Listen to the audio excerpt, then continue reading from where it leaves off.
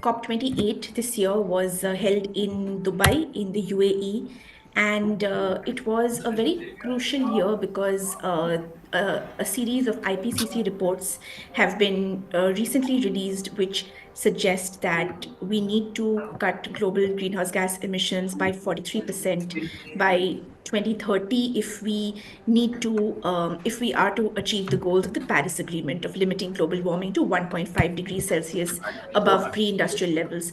So it was very important that this climate summit really furthers issues of climate ambition, financing, climate justice, and the COP summit itself happened at a very difficult time.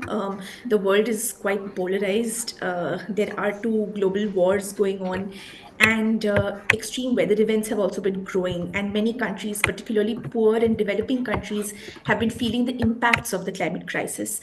So, this is the context in which COP28 had occurred. And this summit has achieved some very interesting outcomes. So, the outcomes are really a mixed bag, some positive, some not so positive. So, I'll start with some of the big achievements. So, for the first time in 30 years of climate negotiations, the word fossil fuels has been written in the decision text of a COP summit. And this sounds it's almost hilarious that for so many years scientists have been talking about how burning of fossil fuels is leading to excess emissions of greenhouse gases and making global warming worse. But COP summits are a political place where almost 200 countries of the world have to come together and agree on every word that is put in the final decision document. So this was the first COP which was hosted in an oil and gas producing country. There have been COPs in oil and gas producing countries before, but this was a COP that was hosted in an oil and gas producing country that managed to achieve the inclusion of the word fossil fuels in the decision text.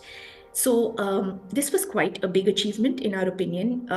The final document of the global stocktake talks about the need to transition away from fossil fuels and move towards net zero energy systems.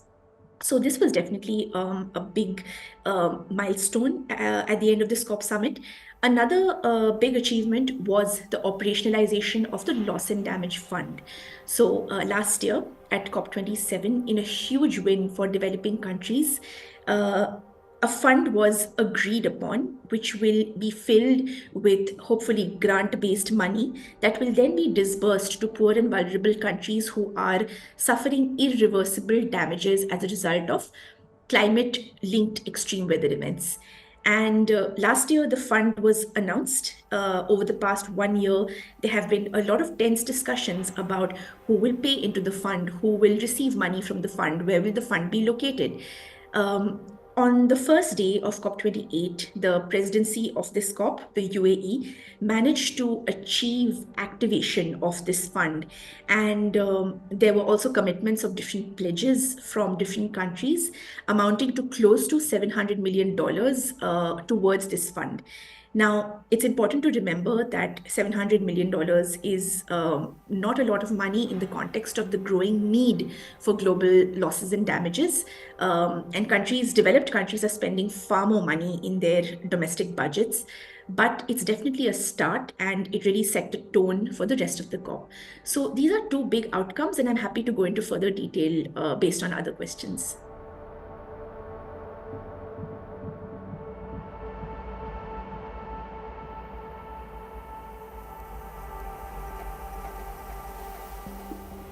So COP summits, they seem like they're a very far away, high level process.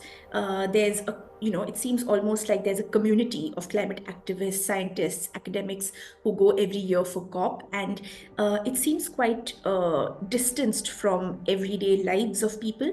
But the fact is that COP is one space globally where 200 countries of the world come together to discuss how to tackle climate change, and each country has an equal voice. So, depending on whichever country you are from, your country is present most likely at the COP summit and is advocating for certain solutions or advocating for certain language. It's advocating for certain ideas. And the ideas that get pushed at COP summits, they act as global signals. Whatever decision document or outcome document that the COP summit produces, it's a signal to the entire world in terms of where we are moving ahead on climate policy. It's a signal to investors and businesses about what types of technologies are going to be growing. It's a signal to governments in terms of what types of domestic climate policies they should be making. And all of these signals to large entities around the world eventually affect individuals, right down to you and me and others around us.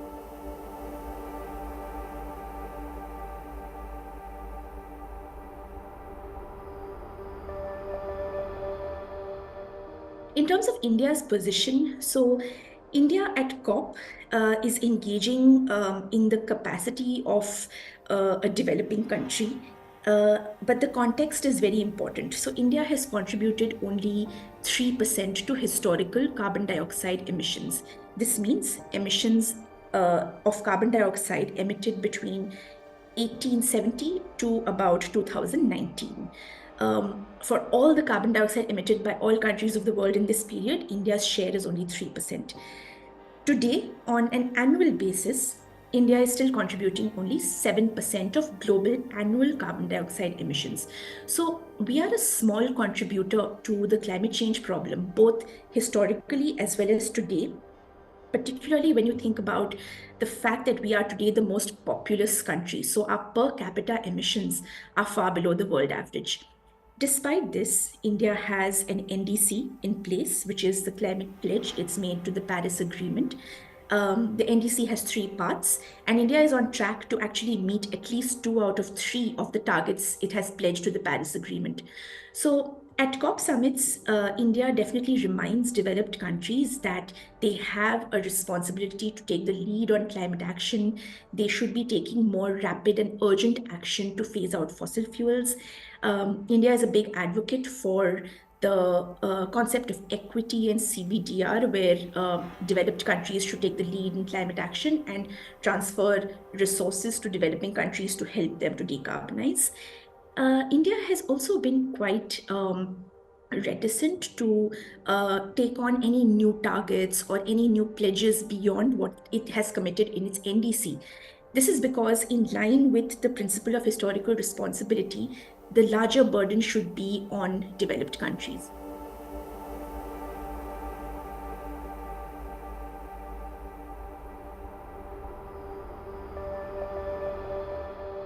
India has committed a 3-part target to the Paris Agreement under its NDC.